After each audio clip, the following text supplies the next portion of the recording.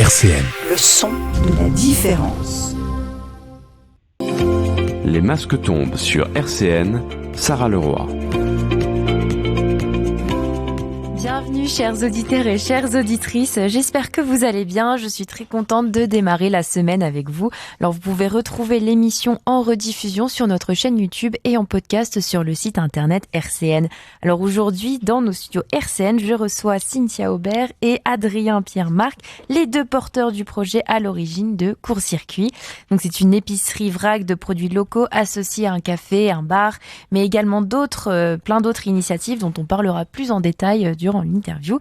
Court-Circuit se situe 47 rue Voltaire à Laxou. Bonjour Cynthia et Adrien, comment allez-vous ? Bonjour, merci beaucoup de nous avoir invités. Merci beaucoup d'avoir accepté mon invitation. Alors, Court-Circuit, c'est un lieu de vie, comme je disais, avec une épicerie, un bar, café, où vous vendez donc des produits en vrac. Est-ce que vous pouvez nous expliquer tout d'abord comment est née cette initiative écologique ? En fait, ça vient de notre mode de consommation à la base. C'est-à-dire qu'en fait, on a essayé de faire de la réduction des déchets au maximum, notamment les déchets plastiques, tout ça. Et en fait, il s'est trouvé qu'on a eu une opportunité de profiter du lieu où on a ouvert la boutique au confinement l'année dernière. Notre proprio partait en retraite et il nous a demandé si on n'avait pas une idée pour faire quelque chose. Donc, on est parti sur une reconversion professionnelle totale et on a ouvert une boutique qui correspond à ce qu'on avait envie de trouver dans les autres magasins, quoi. Et un bar pour faire un lieu de vie et d'autres choses. Il y a des jeux de société, enfin, il y a des choses, quoi. Alors le point fort de Court-Circuit, c'est un lieu de rencontre avec des producteurs, des productrices qui se tournent aussi vers de la transition écologique, mais également avec des membres d'associations aussi. Oui, on essaye vraiment de travailler avec tout ce qui est local, donc les associations, d'autres sociétés coopératives comme nous, où on se met en réseau pour se faciliter la tâche dans le travail qu'on veut faire, quoi. Au départ du projet, en fait, pour chercher nos producteurs, etc., on s'est basé sur le petit annuaire du florin. Justement, on travaille beaucoup en florin, la monnaie locale et solidaire de Nancy, là. Et donc, on s'est basé là-dessus. Donc, il s'est trouvé qu'on avait énormément de bio-local, boutiques, quoi. Alors, vous avez ouvert le 31 mars dernier. Est-ce que vous avez l'impression qu'il y a de plus en plus de personnes qui se rendent à Court-Circuit et dans ce cas, qui sont plus sensibilisées vers une transition écologique ? En toute honnêteté, pas beaucoup plus de personnes. Il y a beaucoup de gens qui sont passés dans la boutique. On n'a pas tant de clients réguliers que ça. Et pour le concept, pour le moment, heureusement qu'il y a le bar avec. Je ne sais pas si l'épicerie suffirait, en fait. Voilà. Parce que malheureusement, on se prend de plein fouet une crise qu'il y a dans tout le réseau, dans tout le vrac. C'est français, c'est national. Il n'y a pas que nous. Où depuis le mois de mai, depuis la réouverture des bars et des restaurants, il y a une grosse baisse de chiffre d'affaires, de fréquentation, etc., qui s'explique pas. Alors c'est autant dans le bio, dans le vrac, c'est pareil pour les artisans, c'est pareil pour les marchés. Quand on discute avec nos fournisseurs, ils s'en plaignent aussi, ils ne comprennent pas.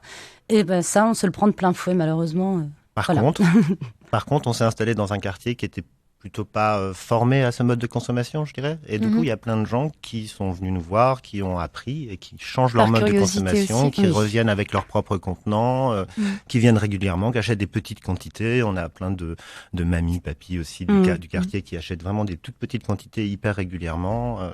Ça, c'est vraiment super enrichissant. Et plein d'amis à nous aussi qui étaient pas, qui connaissaient pas le vrac, quoi. Enfin, on n'achète pas vraiment les mêmes produits à Court-Circuit que dans un supermarché, donc du coup il faut s'habituer aussi à ces produits-là et aux quantités et au fait que ce soit c'est tout un mode de consommation qu'il faut changer, donc beaucoup d'habitudes à changer. Il faut venir avec ses contenants, il faut cuisiner un peu plus, les choix sont pas les mêmes. Et c'est vrai qu'on touche pas forcément, comme on est une petite épicerie de proximité aussi, on touche des personnes qui connaissaient pas du tout ce mode de consommation. Donc il a fallu expliquer, et voilà, c'est intéressant. Et on est parti aussi dans le concept, nous, personnellement, de ne plus avoir à faire de courses ailleurs qu'à Court-Circuit. C'est-à-dire que nous, depuis qu'on a ouvert, on ne consomme que ce qu'il y a dans la boutique, en fait. Et donc du coup, il est possible de consommer tout pour vivre dans la boutique. Mais on a pas mal de nos clients qui nous disent, une fois qu'ils ont fait leurs courses, maintenant je vais faire des vraies courses. Je vais au supermarché, je vais acheter d'autres trucs. Voilà. Donc vous êtes en train de dire que vous avez plus du public qui sont curieux que par rapport à l'épicerie vrac, que le public qui veut vraiment, qui déjà de base. On a quelques vrais vraqueurs qui viennent et qui font leurs courses et voilà, quelques-uns. et beaucoup de gens qui découvrent ce mode de consommation, à mon sens. Voilà. Il y a aussi le principe, le fait qu'il y ait le bar aussi qui fasse lien avec la boutique, c'est-à-dire les gens viennent boire et puis ils font le tour et puis ils voient, puis ils regardent les produits, puis ils reviennent, puis ils recommencent, puis ils finissent par acheter, etc. Enfin voilà, il y a aussi ça. Et comment ça s'est passé, comment vous avez mis en place tout ça? Comment ça s'est passé au début? Donc vous avez ouvert le 31 mars dernier, comme je l'ai dit précédemment, mais comment toute cette initiative s'est vraiment mise en place? Non, on est parti donc la fin du confinement l'année dernière pour l'idée du projet qui a germé dans notre tête. Et on s'est dit, dans 3 mois, on ouvre. Oui. Voilà. Et il se trouve qu'on a ouvert 6 mois après. On pensait que ça irait très très vite. Ouais. Voilà, donc c'était beaucoup de boulot. On a fait tous les travaux, on a fait tout. Disons que nous-mêmes, on consommait vrac. On voulait vraiment réduire le plastique à la maison, etc. Et malheureusement, dans les magasins vrac, c'est pas forcément des produits bio, c'est pas forcément des produits locaux. Quand on allait au marché, fallait multiplier quand même les lieux d'achat. Nous, on a eu cette problématique en tant que consommateur. Là, on s'est dit, on va essayer de faciliter quand même et de tout mettre en un seul endroit. Donc, comme Adrien, comme tu l'as dit avant, vous êtes associé au florin, la monnaie locale complémentaire à l'euro, dans le sud de la Meurthe-et-Moselle. Est-ce que tu peux nous en parler un peu plus? Oui, tout à fait. Du coup, nous, on travaille avec beaucoup de producteurs qui prennent le florin parce qu'on a cherché à faire ça. On est bureau de change, donc les gens peuvent venir adhérer au florin chez nous. On a une caisse du florin, on est bénévole pour le florin pour ça, voilà. Et donc, ils peuvent adhérer, changer leur euro en florin et consommer dans la boutique en florin. Et nous, l'avantage qu'il y a, c'est que c'est vraiment une économie circulaire, c'est-à-dire que les florins qu'on a changés, ils reviennent chez nous à un moment, mais ils repartent vers nos producteurs et ils ne servent qu'à ça. Et c'est très riche, là-dessus, en tout cas. Alors, ce qui est très riche aussi, c'est vos choix que vous proposez dans votre épicerie, puisqu'il y a plus de 700 références avec vous proposez des produits secs, des produits salés, des produits frais, vegan, mais aussi du cosmétique et des produits hygiéniques. On est à plus de 1000 références. Oui, maintenant, ça a déjà augmenté. Ouais. Oui. Et on a étoffé un peu. On propose de l'alimentation animale aussi, un peu pour chiens et chats. Et tous les produits qu'on a cherché à mettre dans cette boutique, c'est des produits dont on est fier, C'est-à-dire que, on n'est pas au point sur tout, mais vraiment, on essaie de faire au maximum. On a des anecdotes sur le papier toilette qu'on n'a pas trouvé en local, parce que pour le trouver en local, il est forcément emballé par 12 et le producteur voulait pas enlever les emballages plastiques, ce genre de détails. Et on travaille avec plein de producteurs qui ont changé aussi leur mode de consommation. Je me suis égaré par rapport au florin et qui acceptent de récupérer leur contenant, qui changent aussi. Et donc, on travaille aussi à qu'il y ait une réduction des déchets en amont de notre côté aussi. Et c'est extrêmement facile par rapport en travaillant en local avec des gens qu'on connaît, parce qu'ils acceptent de changer ça. Et du coup, on diminue vraiment les déchets. C'est vraiment un objectif. Et puis le but avec autant de références, c'est aussi que les gens puissent, comme on disait tout à l'heure, faire toutes les courses chez nous et pas avoir à aller en grande surface, etc. Montrer aussi qu'on peut se passer des grandes surfaces qui ont quand même pris là... qui ont tout vampirisé. Donc, avec des bons produits et en faisant vivre vraiment le local, finalement. Voilà, puis tout ce qu'on peut trouver en local, on le met dans la boutique. Voilà, on essaye de faire vraiment le plus juste prix, de prendre la marge le moins possible, le minimum, on a calculé comme ça pour que ça fonctionne. Et pour, on ne négocie pas les prix avec nos producteurs, on les laisse... pour qu'ils survivent, comme ils l'entendent.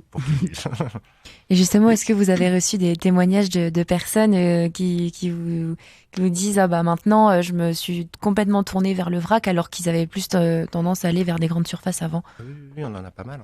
On en a pas mal qui se sont mis au vrac. Souvent, pas uniquement. Voilà, ils ont d'autres. Et puis, on en a beaucoup aussi qui étaient déjà dans ce mode de consommation aussi. On en a quand même pas mal, des clients qui étaient déjà dans ce mode de consommation. Après, c'est l'avantage, à mon sens, l'avantage de court-circuit, c'est le fait que il est possible de consommer tout sur place, directement. Il y a tout, il y a quasiment tout.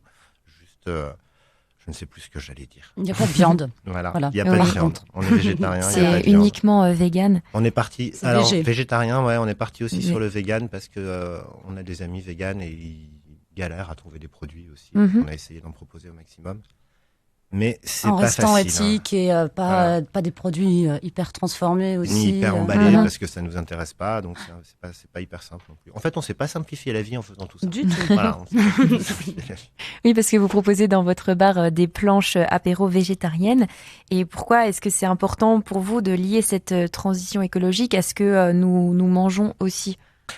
Le principe, c'était notre mode de consommation. Moi, ça fait 30 ans que je suis végétarien déjà. Voilà, oui. J'étais végétarien déjà pour sauver la planète Mhm. à l'époque. Et du coup, oui, c'est un peu on force personne à faire quoi que ce soit, mais moi, j'ai pas envie qu'on vende de la viande dans la boutique. Il y en a dans l'alimentation pour chiens et chats, de la viande. Ah oui.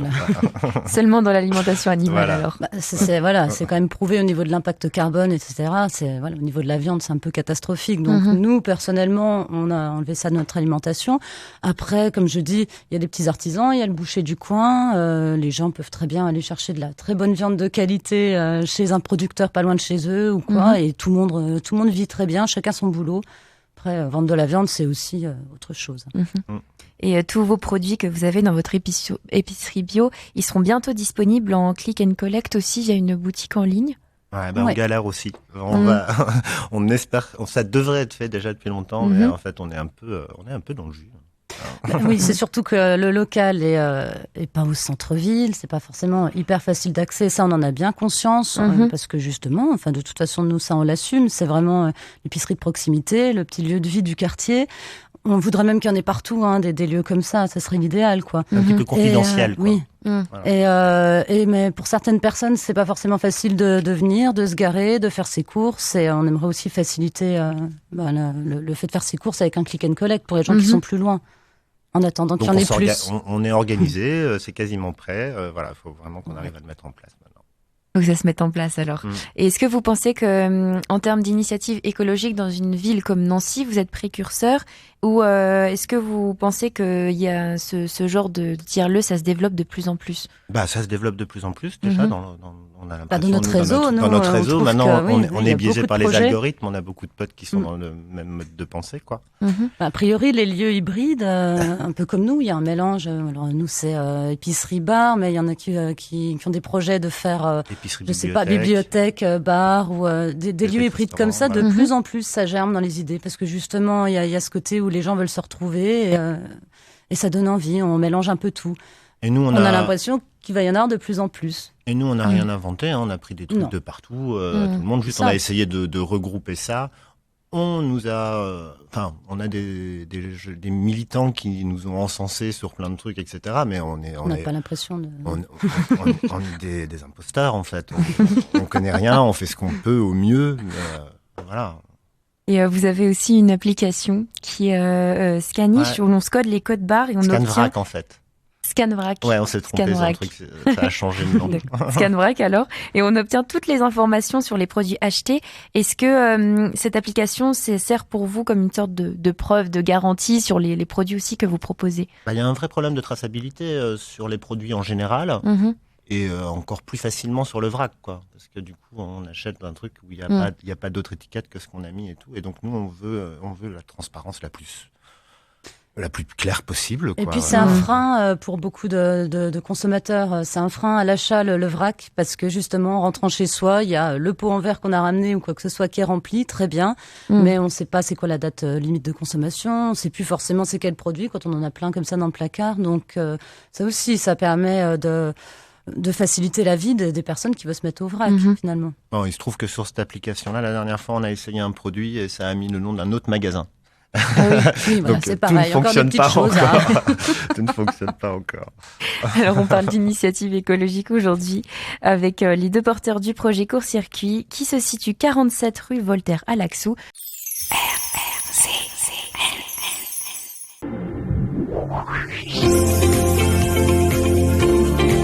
RCN, les masques tombent, Sarah Leroy.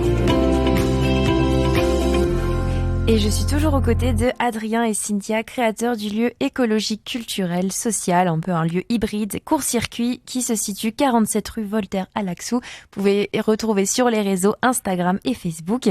Alors, vous organisez aussi d'organiser des concerts, un peu des expositions. Pourquoi est-ce que c'est important aussi pour vous d'amener une petite dimension artistique à Court-Circuit? En fait, sur le principe, on a voulu créer un lieu de vie au départ. Voilà. Même, on a quasiment rajouté l'épicerie. On voulait que ce soit un lieu de vie. Et voilà, l'épicerie a pris la place du lieu parce que c'est ce qu'on a choisi de faire. On a rajouté le bar.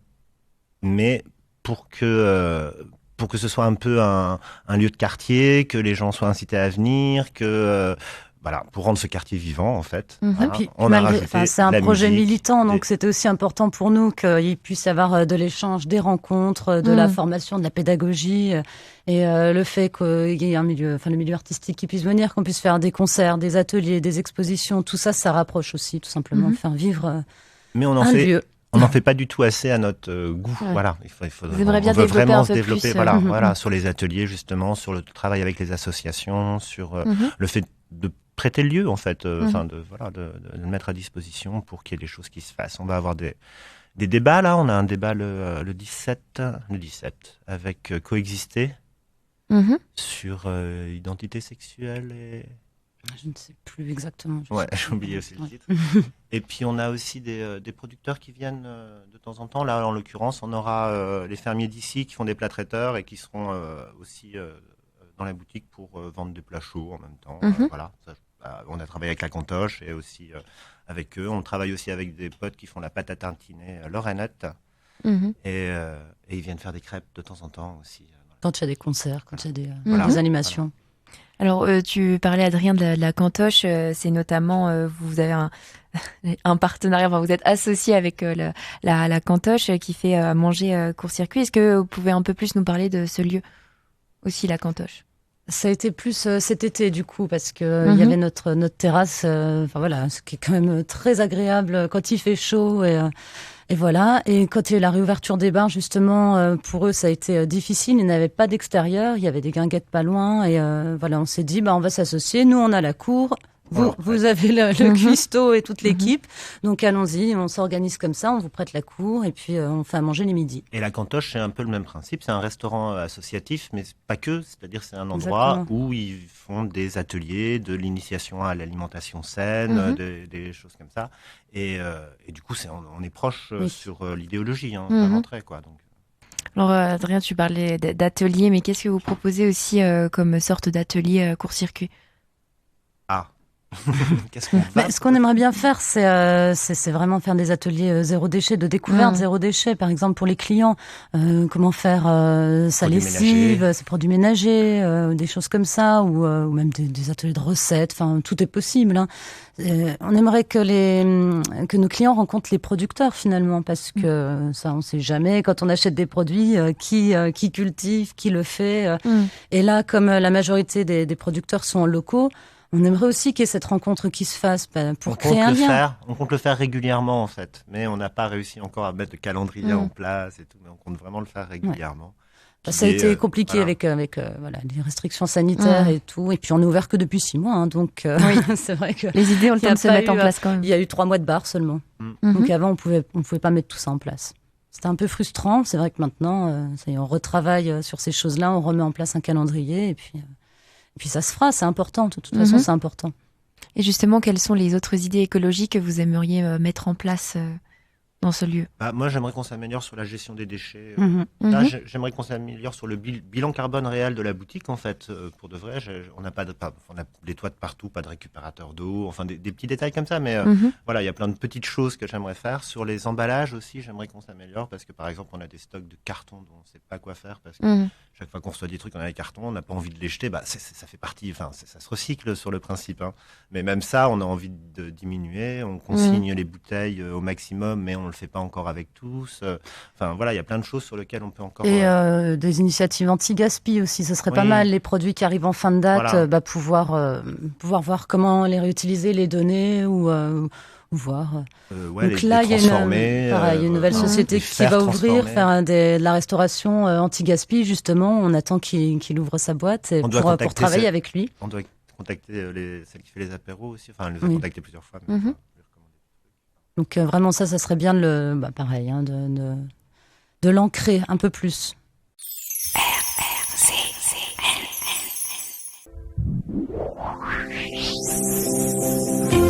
Les masques tombent sur RCN, Sarah Leroy. Et on parle aujourd'hui dans Les masques tombent de court-circuit, lieu de vie situé au 47 rue Voltaire à Laxou, propose une solution pour la réduction des déchets, une proposition de produits locaux entre autres. Donc je suis toujours avec Adrien et Cynthia, les porteurs du projet. Allez les suivre sur les réseaux Instagram et Facebook. Alors vous voulez mettre aussi en avant, on en parlait tout à l'heure, cette provenance locale qui est très importante de vos produits pour donc réduire l'empreinte carbone. Et notamment, je parlais de Fix, un maraîcher qui habite à 200 mètres de chez nous. Et je disais, on a la chance de pouvoir avoir des légumes tous les jours, tous les soirs, parce qu'il les ramène chez lui, il ramène des petites quantités. Et je les cherchais à pied, je les ramène. Donc pour ces produits-là, voilà, il n'y a pas eu de véhicule utilisé. Et on est assez fiers de ça, par exemple. On a de la chance aussi là-dessus. Et pour tout ce qu'on n'arrive pas à trouver en local, nous, on a défini le local à 200 km, voilà, autour de chez nous. Sur Google Maps. Oui. En voiture. On n'a même pas fait. Et évidemment, tout n'est pas produit en Lorraine ou dans les 200 km. Donc, ce qui n'existe pas en local, ce qu'on a trouvé au-delà de 200 km, on le prend obligatoirement en bio déjà. Si c'est pas bio, on le choisit pas. Et on essaie vraiment de trouver des grossistes qui sont éthiques, où il y a une vraie traçabilité, où on sait qu'il n'y a pas d'exploitation humaine, qu'il n'y a pas de travail d'enfant, qu'il n'y a pas de mélange de produits qui viennent de l'autre bout du monde, de partout, en fonction du cours de la bourse ou je ne sais quoi. Et oui, ce travail-là aussi en amont, il n'était pas facile, mais maintenant on est assez fiers aussi de ces produits-là parce qu'on sait, on est avec des grossistes éthiques. Donc et c'est important. On a vocation à se localiser, voire se biolocaliser au maximum. C'est-à-dire ce qu'on peut changer et puis prendre en local. Voilà. Il y a des trucs qu'on ne pourra jamais. Bon, il y a des incohérences aussi. À Saint-Nicolas-de-Port, ils font le bicarbonate. On l'achète. Bah, il passe par Lyon, Bordeaux avant de venir chez nous. Ça, on n'a pas eu le choix, malheureusement.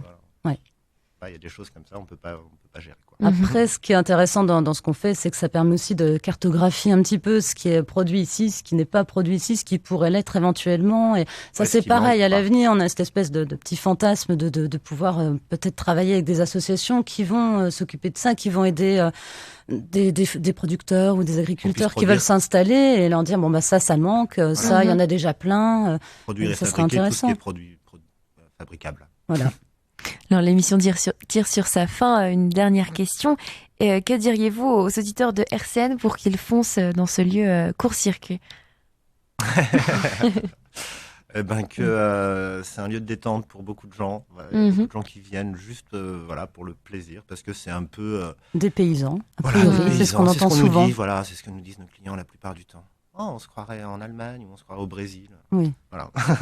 Et au-delà de ça, vraiment, pour la qualité des produits, tout. Enfin, je pense que passer le pas du vrac, il faut pas du tout y avoir peur. Hein. Ça se fait petit à petit. Et on n'est pas parfait. Personne ne peut l'être. On ne va pas le faire à 100%. Mais c'est toujours des petites initiatives qui sont prises au quotidien. Ça marque la différence. Et puis pour que ce mode de ce mode de consommation change aussi, c'est un peu basé sur la confiance, quoi. Et donc il faut que les gens passent pour voir comment ça se passe et pour qu'ils nous fassent confiance, parce qu'on essaie de mettre tout le mieux possible. Merci beaucoup Cynthia et Adrien d'être venus au micro des Masques Tombent aujourd'hui. Je vous rappelle que vous êtes porteur du projet Court-Circuit, lieu de vie écologique et des paysans. Il propose aussi une épicerie, vrac, bar, café, exposition, concert. Bref, foncez au 47 rue Voltaire à Laxou. Moi, je vous donne rendez-vous demain à 13h au sein des Masques Tombent. Je vous souhaite une très belle journée sur RCN. RCN, www.rcn-radio.org